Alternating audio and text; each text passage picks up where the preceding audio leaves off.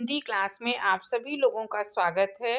बच्चों, आज हम सामान्य हिंदी के अंतर्गत निबंध लेखन पढ़ रहे हैं और निबंध में जो आज का हमारा टॉपिक है वो है राष्ट्रभाषा हिंदी।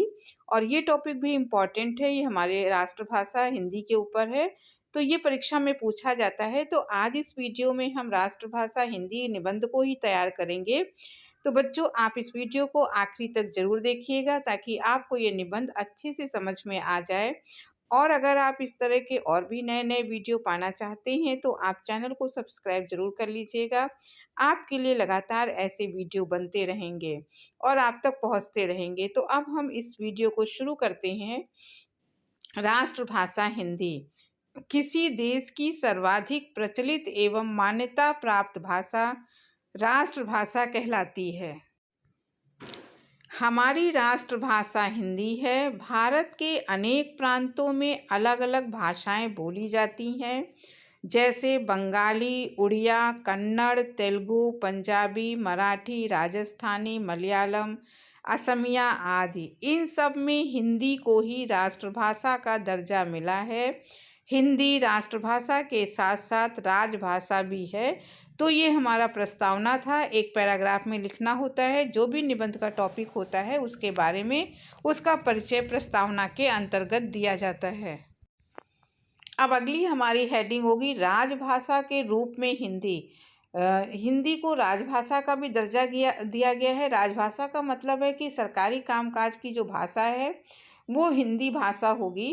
तो उस पॉइंट में क्या लिखना है आप देखिए, राजकीय कामकाज में प्रयुक्त होने वाली भाषा को राजभाषा कहा जाता है।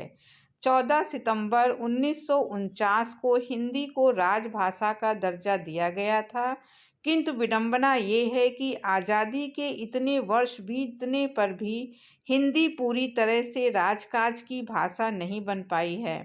ज़्यादातर कार्यालयों में आज भी कामकाज की भाषा अंग्रेजी है। तो इस हेडिंग के अंदर आपको राजभाषा हिंदी के संबंध में लिखना है। आगे फिर हमारी नेक्स्ट हेडिंग होगी संविधान में प्रावधान। इस हिंदी के बारे में संविधान में क्या प्रावधान किए गए हैं ये हम इस पॉइंट के अंतर्गत लिखेंगे।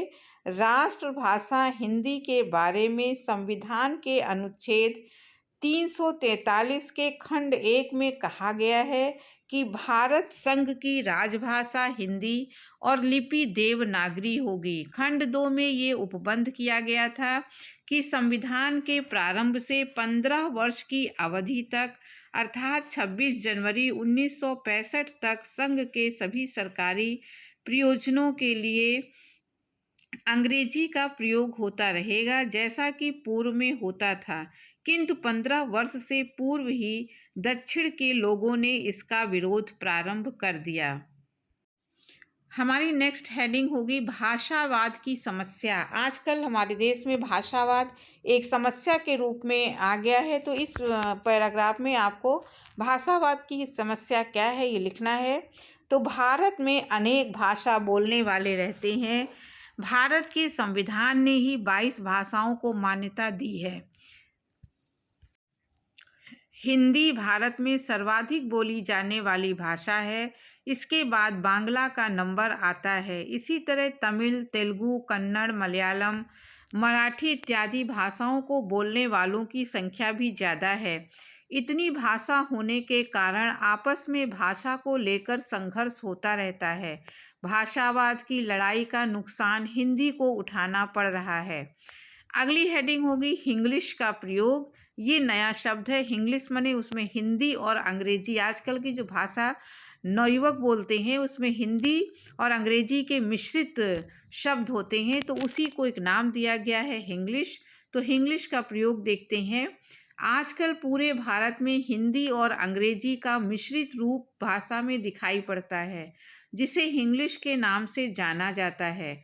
आजकल समाचार पत्रों एवं टेलीविज़न के कार्यक्रमों में भी ऐसी ही भाषा के उदाहरण मिलते हैं। इन सब का प्रभाव आम आदमी पर पड़ता है। हिंग्लिश का बढ़ता प्रचलन हिंदी भाषा की गरिमा के दृष्टिकोण से गंभीर चिंता का विषय है, क्योंकि बहुत ही ज़्यादा हिंदी में अंग्रेजी शब्द अगर मिला दिए जाएंगे तो ये हमारी हिंदी भाषा के लिए सही नहीं है। अंतिम जो हमारा हिस्सा है निबंध का वो होगा हमारा उपसंहार। उपसंहार में निबंध का जो निचोड़ होता है, जो निष्कर्ष होता है, वो एक पैराग्राफ में लिखा जाता है। तो इसका उपसंहार देखते हैं। किसी भी देश की उन्नति केवल उसकी अपनी राष्ट्रभाषा में ही संभव है। प्रत्येक देश की पहचान का एक मजबूत आधार उसकी भाषा होती है। राष्ट्रभाषा पूरे देश की भाषा होती है। ये पूरे राष्ट्र को एकता के सूत्र में बांधती है। हिंदी देश की संपर्क भाषा तो है ही, इसे राजभाषा का सम्मान भी मिलना चाहिए। तो ये आपका पूरा निबंध हो गया है, आपको समझ में आ गया होगा। और अब है अन्य संबंधित शीर्षक। ये राष्ट्रभाषा हिंदी के अलावा और भी शीर्षक से ये निबंध पूछा जा सकता है जिसमें यही निबंध लिखना है। तो अन्य शीर्षक हो सकते हैं जैसे राष्ट्रभाषा का महत्व, इस नाम से पूछा जा सकता है ये निबंध, या राष्ट्रभाषा हिंदी का भविष्य, इस नाम से भी निबंध आ सकता है। तो तीनों शीर्षक में जो भी शीर्षक आएगा आपको यही निबंध लिखना है। तो बच्चों, आपको निबंध अच्छे से समझ में आ गया होगा।